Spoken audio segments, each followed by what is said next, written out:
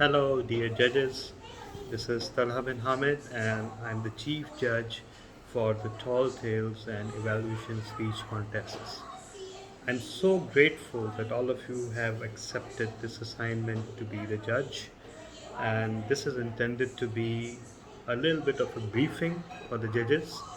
And I know all of you are very experienced and very adept at judging. I don't need to remind you of the basics, but it serves us well, all of us, if we just go through a little bit just to refresh our judgment, our objectivity. So, first up, the Tall Tales contest. I won't take you through the ballot, you've already seen the ballot. I will stress on one thing though, and that is originality. In District 122, we are very strict about originality, and even if there's a minor suspicion of a content being derived, then it is better to err towards caution and raise a protest, because we won't accept any derived material to make it to the division and the district levels. Secondly, of course, there is the question of what is originality. Tall tales by themselves lend themselves to a lot of derived material, for example, superheroes, for example, folk tales, or characters from other stories. But and that is pretty much okay as long as it falls below 25%. But there's also another aspect to originality, and that is that what if I don't use the name Superman, but I recycle the story of Superman for my tall tale? Even that will fail the originality test. So you have to question yourself whether this story is derived or is it original. It can be original even with a lot of derived content. So in the end, it becomes less a question of whether the derived content is 25% or more, and more a question of what is the basis of the story. Secondly, so that is the originality part covered. As far as the filling of the ballots is concerned, having been a judge myself, it is a very challenging situation. And I strongly urge everyone that when you're faced with the dilemma of distinguishing between two contestants who are equally good in your ballot, maybe you should err towards innovation, towards new storytelling techniques, towards vocabulary. We should all collectively reward innovation rather than just sticking to the tried and tested formulas. And that is just my suggestion, and you are free to make your judgment. This is what I do. Thirdly, I instantly fill the ballot in the 1 minute that is provided to the judges, and I rarely look back. Why? Because that is when you remember the speech most accurately, and that is what your head is telling you. And I always prefer the head over the heart, and I only consult the heart when I'm asked to break the tie between two equivalent contestants. So, again, that is my strategy, and that is just a suggestion. It may save you from a lot of trouble and heartache, but again, you have your own methods, and I just ask you to be objective and just ask you to uh, evaluate how contestants stick to the ballot rather than uh, other considerations. Sometimes, and we all fall in this trap, sometimes we mistake entertainment for quality. Both are not the same things.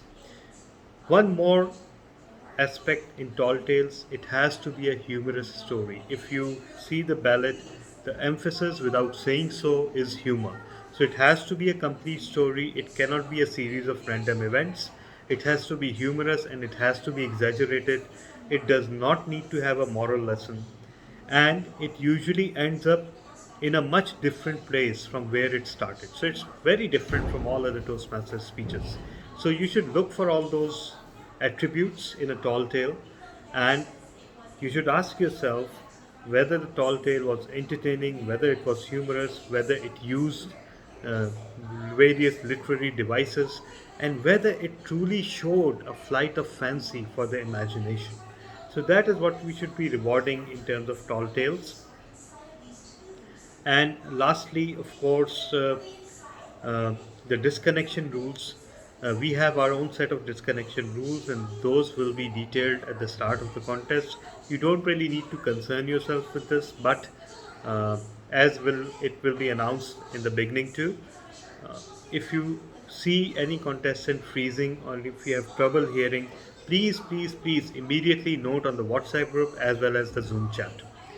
Now, the evaluation contest, and there's a bit of a disconnect between contest evaluations and routine evaluations, and I am sure all of you recognize that.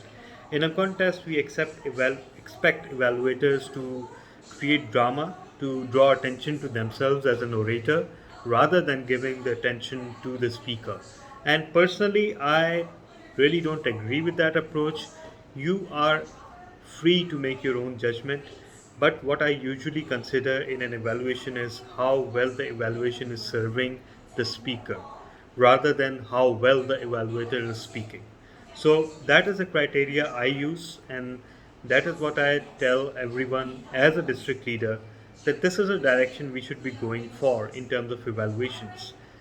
The attention should not be towards ourselves. We should not create drama and stories. And we one thing that many evaluators do is recap the speech, and I believe that is something that should seriously see a reduction in marks, because that is wastage of precious time. The speaker already knows what they spoke. Why tell them to it all over again, right? But it is different from telling the speaker how the speech made you feel, and you can also bring a little bit of a personal note.